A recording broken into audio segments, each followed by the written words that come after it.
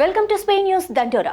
తెలంగాణ ముఖ్యమంత్రి రేవంత్ రెడ్డి గురువారం ఉదయం పోలీస్ కమాండ్ కంట్రోల్ సెంటర్లో ఉన్నతాధికారులతో సమీక్ష సమావేశం నిర్వహించనున్నారు. ఈ సమావేశంలో పలు కీలక అంశాలపై సీఎం రేవంత్ రెడ్డి చర్చించనున్నారు. మొదట 3 ప్రతిపాదిత హైస్పీడ్ రైల్వే ప్రాజెక్టులపైన సమీక్ష చేయనున్న సీఎం తెలంగాణ మీదుగా 3 హైస్పీడ్ రైలు మార్గాలకు ప్రణాళికపై అధికారులతో మాట్లాడనున్నారు. ఈ సమీక్షలో రైల్వే ముఖ్య ఇంజనీర్లు, సంబంధిత అధికారులు పాల్గొనుండగా రీజనల్ రోడ్డుకు సమాంతరంగా రైలు అలైన్మెంట్ ప్రతిపాదనపై ప్రభుత్వం స్పెషల్ ఫోకస్ పెట్టింది.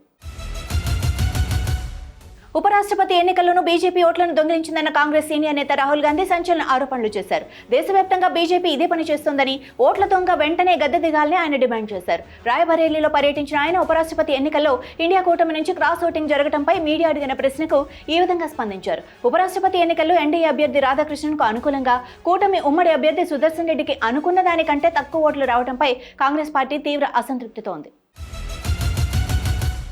వైసీపీ సీనియర్ నేత రాజంపేట ఎంపీ మిథున్ రెడ్డి గురువారం రాజమండ్రి సెంట్రల్ జైల్లో లొంగిపోనున్నారు. సాయంత్రం 5 గంటల్లోపు సరెండర్ కానున్నారు. ఉపరాష్ట్రపతి ఎన్నికల్లో ఓటు హక్కు వినియోగించుకునేందుకు విజయవాడ ఏసీబీ కోర్టు 5 రోజుల మధ్యంతర బెయిల్ మంజూరు చేసింది.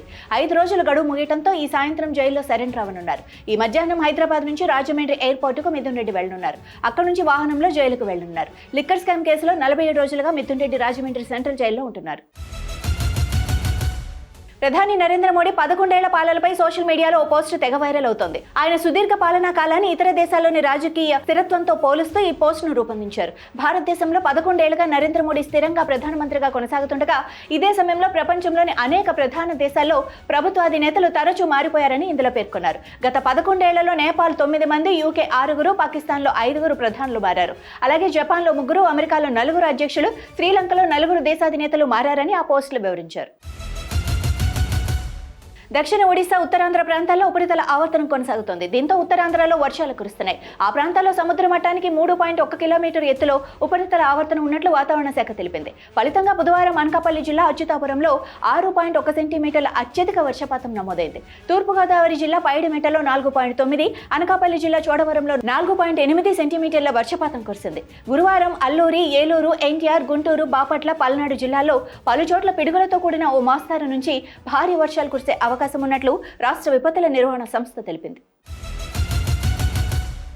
ఆంధ్రప్రదేశ్లో రైతులు ఎదుర్కొంటున్న ఎరువుల కొరతపై మాజీ ముఖ్యమంత్రి వైసీపీ అధినేత జగన్ తీవ్రస్థాయిలో ధ్వజమెత్తారు. ముఖ్యమంత్రి చంద్రబాబు సొంత నియోజకవర్గమైన కుప్పంలో కూడా రైతుల ఎరువుల కోసం బారులు తీరడం సిగ్గుచేటని, ఈ అవమానం భరించలేక ఆయన దేంట్లోనైనా దూకి చావచ్చు అంటూ సంచలన వ్యాఖ్యలు చేశారు. రాష్ట్రంలో అసలు ప్రభుత్వం ఉందా అన్న సందేహం కలుగుతోందని విమర్శించారు. రైతుల తరపున మేము నిరసనలు చేస్తే ఏం తప్పు అని అడుగుతున్నా, ఎరువుల దొరక్క రైతులు ఇబ్బందులు పడుతుంటే మాట్లాడకూడదా అన్నారు.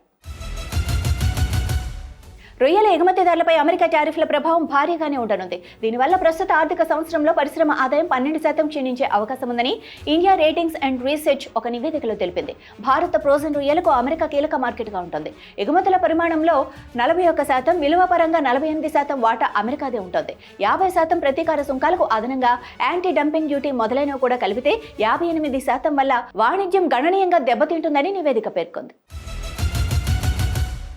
ఏపీ ఉపరాష్ట్రపతి పవన్ కళ్యాణ్ బాపట్ల జిల్లా పర్యటన రద్దయింది. రాష్ట్రంలో విస్తారంగా వర్షాలు కురుస్తుండగా బాపట్ల జిల్లాలో కూడా ఉరుములతో కూడిన వర్షాలు కురుస్తాయని వాతావరణ శాఖ హెచ్చరించింది.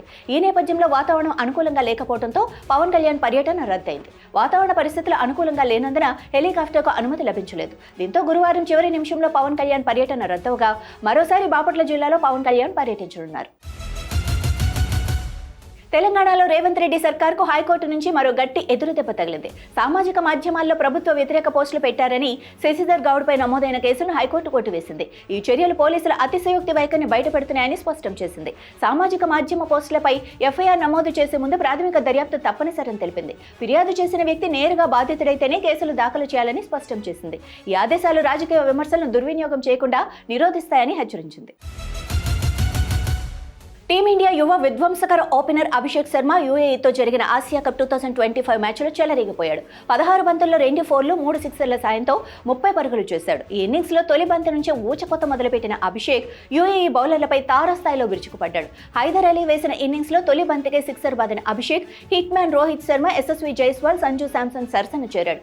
అభిషేక్ విధ్వంసం ధాటికి యూఏఈ నిర్దేశించిన 58 పరుగుల స్వల్ప లక్ష్యాన్ని భారత్ కేవలం 4.3 ఓవర్లలో వికెట్ మాత్రమే కోల్పోయి ఛేదించింది. అమెరికా అధ్యక్షుడు డొనాల్డ్ ట్రంప్కు అత్యంత సన్నిహితుడైన కన్సర్వేటివ్ యాక్టివిస్ట్ చార్లీ కిర్క్ దారుణ హత్యకు గురయ్యాడు. ఉటా వ్యాలీ యూనివర్సిటీలో జరుగుతున్న ఒక ప్రోగ్రాంలో మాట్లాడుతున్న సమయంలో ఓ గుర్తు తెలియని దుండగుడు తుపాకీతో కాల్పులకు తెగబడ్డాడు. ఈ ఘటనలో తీవ్రంగా గాయపడిన కిర్క్ను ఆసుపత్రికి తరలించగా చికిత్స పొందుతూ ఆయన మరణించారు. అమెరికాలో మాస్ షూటింగ్ల అంశంపై యూనివర్సిటీలో నిర్వహించిన చర్చా కార్యక్రమానికి చార్లీ కిర్క్ హాజరయ్యారు. ఒక టెంట్ కింద కూర్చొని విద్యార్థుల ప్రశ్నలకు సమాధానమిస్తున్న సమయంలో ఈ దుర్ఘటన చోటు చేసుకుంది. ఇవి ఇప్పటివరకున్న స్పీడ్ న్యూస్ దండోరా. చూస్తూనే ఉండండి అభినవ్ భారత్.